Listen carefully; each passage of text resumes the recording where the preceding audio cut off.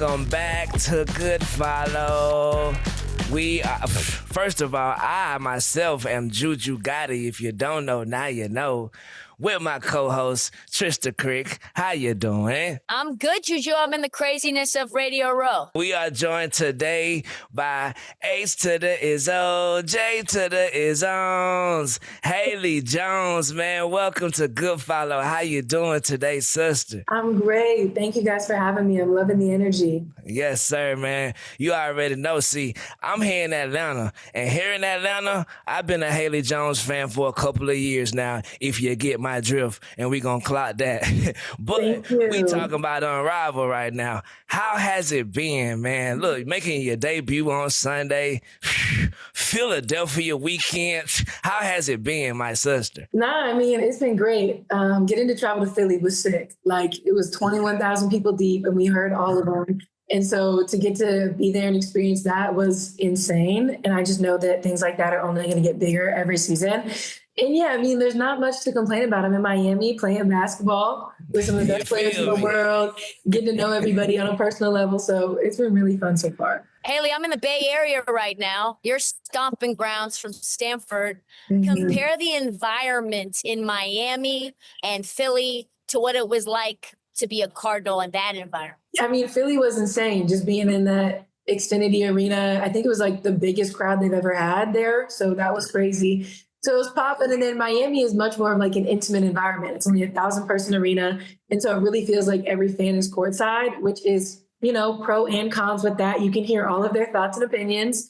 But yeah, Stanford was amazing. I mean, we were a great team and the crowd was always there. The Bay Area community has always loved women's basketball, like we've seen with the Valkyries this past season. So I do miss playing in Maples, but I'm enjoying all the new experiences now. Yeah, man, look, it might be some new experiences, but we can kind of call these Breeze a little Cardinalish. The Breeze-ish, the Stanford Breeze. We got three Cardinals this year so far on the roster, you dig? How has your integration into the Unrivaled, and how fun has it been playing with some of your sisters and some of the new sisters getting to know them? No, seriously, it's so cool to get to be reconnected with them. I feel like that was something so special about all of those Stanford teams was just how close that we all were. So to be able to be in Miami here with Key now being in the pool with me and getting to reconnect, or Cam or Lexi, Alana was older than I was, but just still like that Stanford connection is there.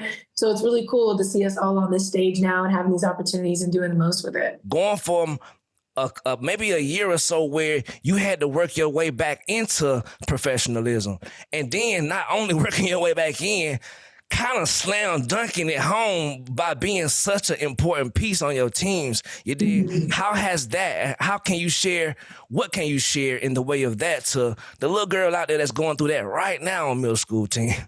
Yeah, no, I mean, you're right. This past season in the W definitely brought out a new piece of me, and I think showed me how resilient I can be. You know, playing for Atlanta, the team I was drafted for 2 seasons, and then being let go this year, and then kind of having a hardship, and then ending up being on a team like Dallas and earning a starting role and becoming this impact player. It definitely tested me in ways that I didn't expect to be tested this year. I wasn't expecting it, but I think that the way that I handled it, I'm very proud of. And I think that my people that are close to me are very proud of just the resilience that I showed and, you know, willingness to put myself out there and lay it all out on the line, because it's something that I've always dreamed of. So to be able to kind of feel like that hard work is paid off at the end of the year, while still like keeping that in the back of my mind, like it really can be gone in an instant. So understanding that, it keeps me with a sense of urgency to keep working and get better.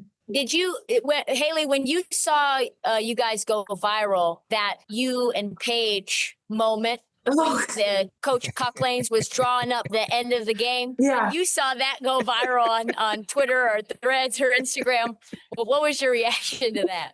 I think I have a really hard time just like watching my face. My mom still tells me all the time, just like, I'm really bad at controlling my facial expressions. And so it really made me understand how many cameras are on us at any given time. Like, I thought I was just blankly staring at it and understanding what coach wanted us to run.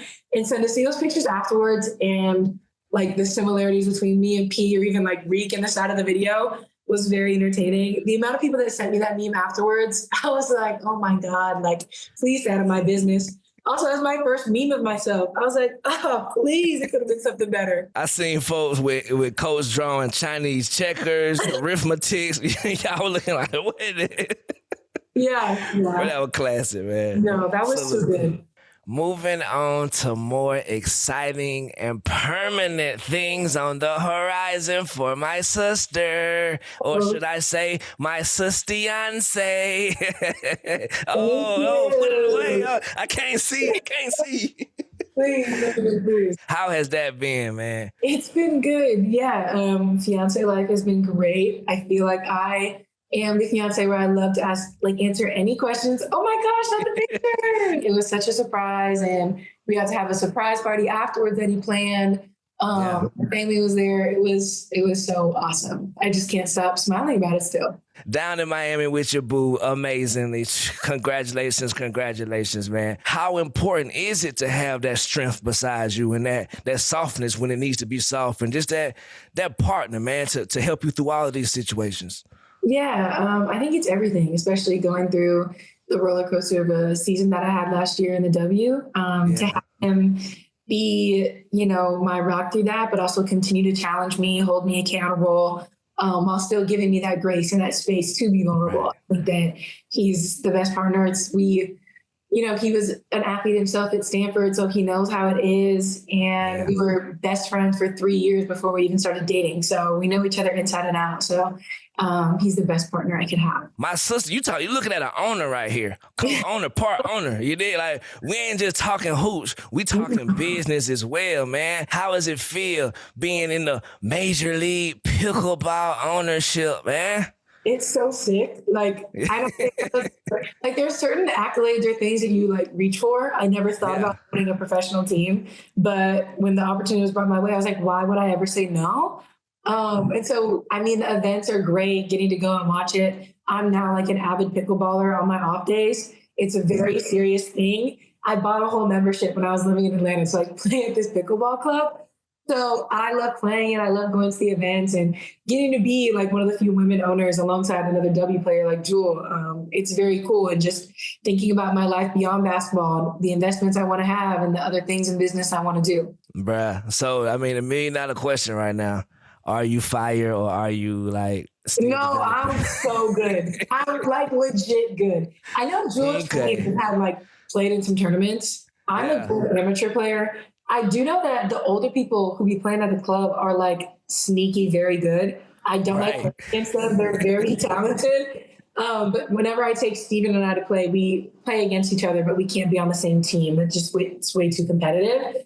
But yeah, pickleball is something that I now love. It's so fun. Last week, we talked to Breanna Stewart, and we got this thing where we have the guests this week, which we will ask you to do soon, not too much pressure, ask a question to the next guest for the next week. Okay. Here's what Breanna had to ask you. What's your basketball ick? I feel like we always talk about what's your ick, but what's your basketball ick? Shoot. I get the ick all the time from people. So basketball ick, I have a lot. I think when people wear super high socks, that's something I used to do. I feel like a lot of icks that I have are about the way I used to have game swag. I have no swag. I would tuck my knee pads into my socks. That's an ick. Why? I don't know, things like that. I think that's big for me. I don't really like when people are floppers or they complain to the refs. Okay, there we go. That's icky. I think forgetting your play, I do that sometimes. That's an ick. Wow, that's annoying. Yeah, I feel like I have lots. What question do you have while I feel and bring this out? You feel me? For the next guest that we're going to have next week. Ask them what's their hidden talent? What's their mediocre superpower? What are they really, really good at? That's kind of cool. Oh, damn. I wish I would have asked you that. I promise to God. But I didn't ask her, so we got to let my sister go. You feel me? Hey, fair is fair. Any last words on the way out of here, sis? No, I appreciate you having me. It's been great.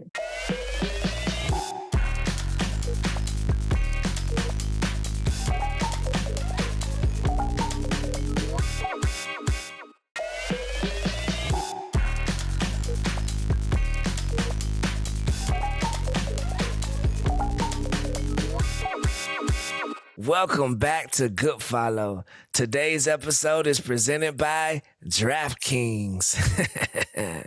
It's now time for the DraftKings Pick of the Week, presented by DraftKings. And this week, you already know what's going on, man. I got my eyes on the vinyl versus the rose with the highlights of Shakira Austin. I don't know. She unlocked something in Philly because Marina, she had a great night in Philly, no doubt about it. But, man, Shakira's night went a little bit undernoticed. So watch out for Shakira as well as my sister, Erica Wheeler, man. Every now and then, Erica Wheeler feel like, I don't give a dang what you talking about. I'm going to the bucket. And I feel like this game right here against the defending champs, I think she gonna get up for that.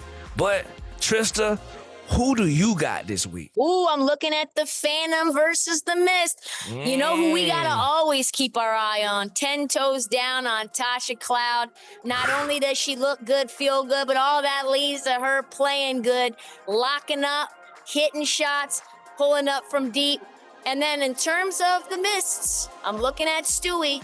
She's an MVP caliber player, and you know she can do everything out there. She's baby Kevin Durant, and that's what's keeping the Mist at the top of the standings. For me, Juju is Stewie all day. It's getting misty. And guess what? This segment was brought to you by DraftKings. The crown is yours.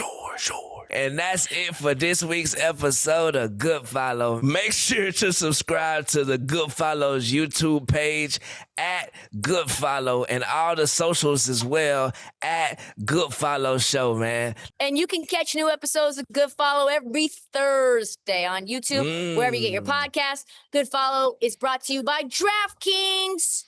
The crown is yours. We'll see you next week, Ju.